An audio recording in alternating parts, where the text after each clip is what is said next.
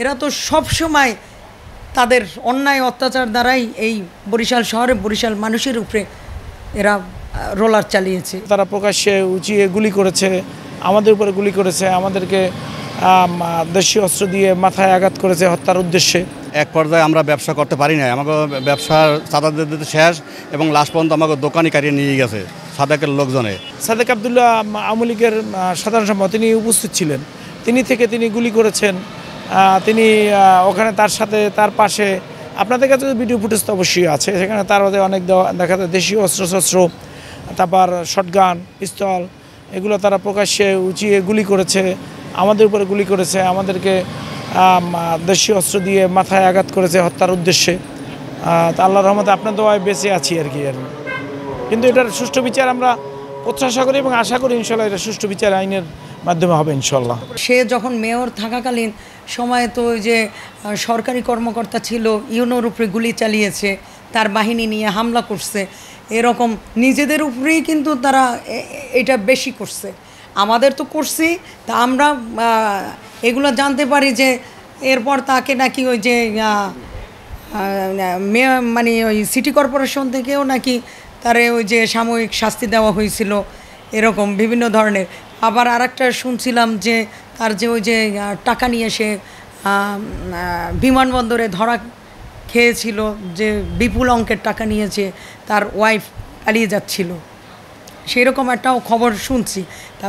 তার যে পেটোয়া বাহিনী, সেটা তো প্রথম থেকেই সে এই পেটোয়া বাহিনীর মাধ্যমেই সবসময় দেখছি সন্ত্রাস করছে, মানুষের উপরে নির্যাতন করছে, মানুষের বাড়ি বাড়ি হামলা করছে।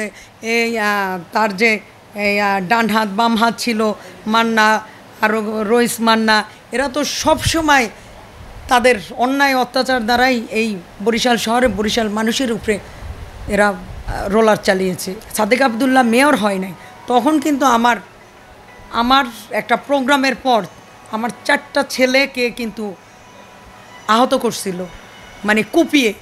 আমাকেও আমার বাসায় হামলা করছে মান্না এবং টুটুল, এবং আমার বাসা ভাঙছে, এবং আমাকে তখন আমি বাসায় ছিলাম না, সে তখন গালাগালি দিচ্ছে যে ওকে পেলে ওর পা কেটে ফেলবো, এরকম ওরও তারা করছে। এগুলো আমাদের নিজের চোখে দেখা।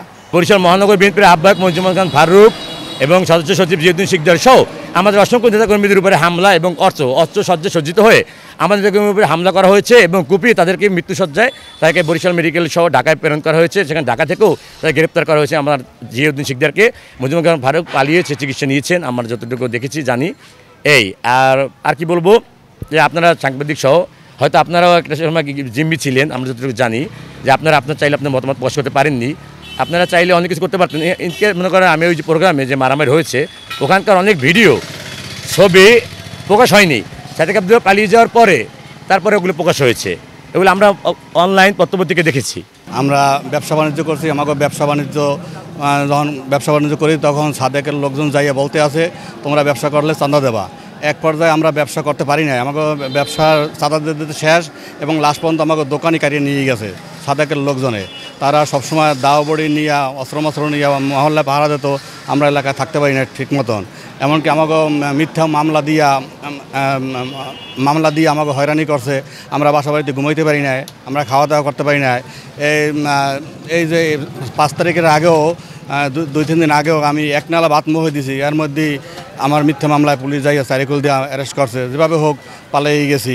কয়েকবার যারাই আসে তারাই সাদেকের লোকজন আসে আমাকে ধরিয়া পুলিশ সাথে করে নিয়ে আসে, বলে যে আমরা সাদেকের লোক, টাকা দাও, না হলে তোমরা অ্যারেস্ট করাই দেবো। এভাবে আমরা অনেক নির্যাতিত হয়েছি, আমরা খুব কষ্টে ছিলাম। এখন আপাতত আল্লাহর রহমতে তত্ত্বাবধায়ক সরকার আসে, আমরা এখন বাসা বাড়িতে ঘুমাইতে পারি, চলতে করতে পারি।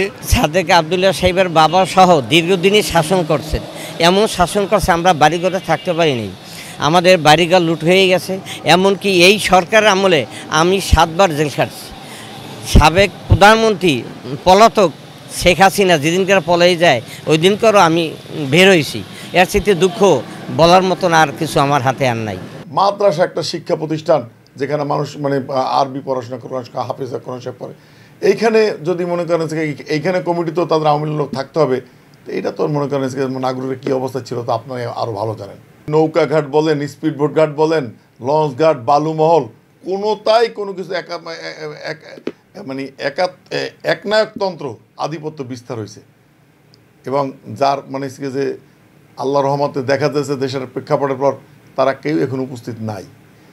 আপনি সর্বশেষ আপনি দেখেছেন যে 19 তারিখে আমরা 19শে জুলাই আমরা একটা মিছিল করেছিলাম সিএমবি রোডে। আমাদের যে মহানগর বিএনপি আহ্বায়ক সদস্য চুপকে নির্মমভাবে হত্যার উদ্দেশ্যে কুপিয়েছিল, কিন্তু এটা খুব নির্মম। বরিশাল ইতিহাসে এরকম ঘটনা ঘটে নাই। এটা করা হয়েছে। আমরা তো শান্তিপূর্ণ মিছিল, আমাদের কেন্দ্রীয় প্রোগ্রাম ছিল, ওটা আমরা করছি। আমরা অল্পের জন্য আমরা রক্ষা পেয়েছি। সাদেক আবদুল্লাহর দোষে একা দেবো না, তার কিছু দোষরও আছে, তারে মানে ভুল পথে মিসগাইড করা হয়েছে এবং তারা তাদের যে বুঝাইছে ওইটাই তার নষ্টের মূল কিছু লোক আছে তাদের। আমরা চাই যে তাদেরও ওইসব বিষয়ে আইনের আওতায় তাদের বিচার করা।